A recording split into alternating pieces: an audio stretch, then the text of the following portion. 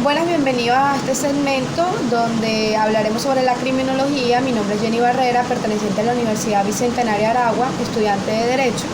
Mencionaremos ciertos temas de la criminología. Para comenzar tendremos el tema 1, en el cual vamos a hablar sobre la ecología criminal, sus factores geográficos, la criminalidad en el campo, la criminalidad en la ciudad, el desorden en la ciudad, la criminología en el barrio, la criminología en el llano de Venezuela, entre otros. Muy bien, tenemos que estar claros de que la delincuencia y la ciudad están conectadas, como también la delincuencia y lo rural está conectado, y que tenemos que tener también en cuenta en que la delincuencia forma parte de la estructura de la sociedad, es algo normal, porque una sociedad sin delincuencia no existe. Donde existe aglomeración humana o una comunidad, existen ciertos tipos de actos delictivos que van a desprender de distintas conductas. En los años 1920, el autor Burgers hizo una propuesta en conjunto con otros sociólogos de la Escuela de Ecología Criminal de Chicago. Hicieron una propuesta sobre el objeto de estudio urbanístico en cuanto a la criminología. En cuanto también el autor Neumann, él también menciona sobre la estructura arquitectónica como factor influyente de la criminología. Ellos aumentan ciertas tasas de delictividad. Aquí es donde englobamos los factores geográficos, en donde podemos mencionar en las láminas que está la inseguridad, los espacios y los equipamientos públicos. La inseguridad existe en las ciudades, cierto que también lo mencionamos, una construcción social al miedo. El miedo a cuando existen tensiones políticas, tensiones raciales, homofobia, y también los espacios públicos pueden ser facilitadores o inhibidores de estos actos delictivos, porque pueden ser favorables para cometer ciertos actos o como pueden ser necesarios para prevenir ciertos actos delictivos. Ejemplo, las áreas verdes, la estructura, la iluminación importante, todo esto que pueda condicionar y prestar mayor seguridad para una sociedad. De esta manera se puede denotar que el atractivo urbano tiene algo que llama la atención para que las personas les encante vivir en una zona urbana, y eso aumenta la tasa de delictividad por la mayor población que habita en ese sector. Todo esto es como objeto de estudio porque se acumulan ciertos actos donde están el vandalismo, violencia doméstica, la intolerancia. Todo esto es resultado de estudios como las universidades de Newcastle, que está la universidad también en el sur de Australia. Estos son estudios ya a partir de 1997.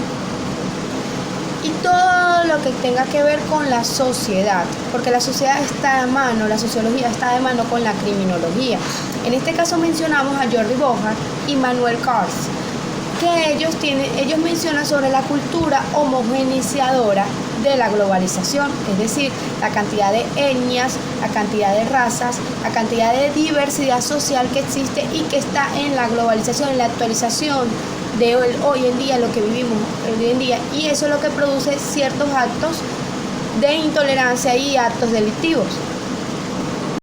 Aquí es donde entramos en que en las grandes ciudades existe un desempleo por la sobrepoblación o por la cantidad de personas viviendo en ella, habitando en ella.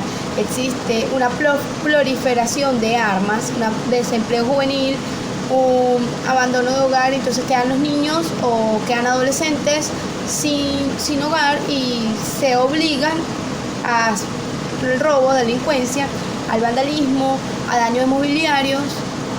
Es decir, entre mayor densidad de población es mayor tasa de delictividad. En las zonas rurales existe delictividad, pero también en algunos países se maneja en que se disminuye la delictividad por la falta de población. De igual forma, ellos también tienen un cierto problema en que por ser una zona rural y ser una ciudad pequeña, ellos carecen de estructura policial, estructura criminal y instituciones que garanticen la seguridad. lo que puede haber en algunos otros países que tengan mayor tasa de criminalidad que en otras ciudades. O sea, eso se diferencia. Existe un factor en las grandes ciudades o en las pequeñas que también es más que todo sobre un factor, la pobreza. No quiere decir que todo el que roba, todo el que comete un homicidio sea pobre. No, porque también existe de alta alcurnia o alta sociedad que también comete delitos. Pero sucede que en la mayoría de los casos existe la pobreza como incentiva el homicidio, el robo, el asalto, las lesiones o el vandalismo. También es la exclusión social. Cada quien tiene un individualismo en que quiere defender, existe una tensión política y existe una distribución también policial donde carecen, como mencionamos antes, carecen en ciudades pequeñas como las que en ciudades grandes no se dan abasto por la sobrepoblación. Ahora bien, tenemos en la criminología en los barrios. Aquí en Venezuela, un venezolano jurista, abogado, Luis Isquiel, criminólogo también, cabe mencionar, él hace en un reportaje, en una entrevista, hace la mención sobre que la cantidad proporcional necesaria en los sectores populares ayudaría a controlar la criminalidad en estos sectores, como lo hicieron en las favelas en el Brasil. La idea es tener una representación institucional policial necesaria en sectores populares, que es obligación del Estado enfocarse en sectores populares. Como mencionamos anteriormente, la pobreza y el abandono de hogar son factores que influyen mucho en la criminalidad en este tipo de sectores. Para más o menos cerrar el tema 1, vamos a comenzar a mencionar sobre el delito en el llano de Venezuela. En algunos países no existiría tal gran magnitud, pero en Venezuela sí existe una gran magnitud, como lo mencionamos en la lámina. Está el estado Guárico y está el estado Cojedes y el estado Yaracuy, Portuguesa y Guayana, entre otros estados que vamos a mencionar y otros municipios. Por ejemplo, el estado Guárico tiene un 85 por 1000 por hora de muertes, como Cojedes y Barinas el 74 por 1000 por hora de muertes. O sea, ha aumentado y ha descendido de una manera muy, muy preocupante, presentándose extorsiones, robo de ganado, robo de finca, sería como el deshabitar la finca arbitrariamente, posesión de ella, posesión de lo ajeno, robo de las cosechas, extorsión, como lo mencionamos. Este tipo de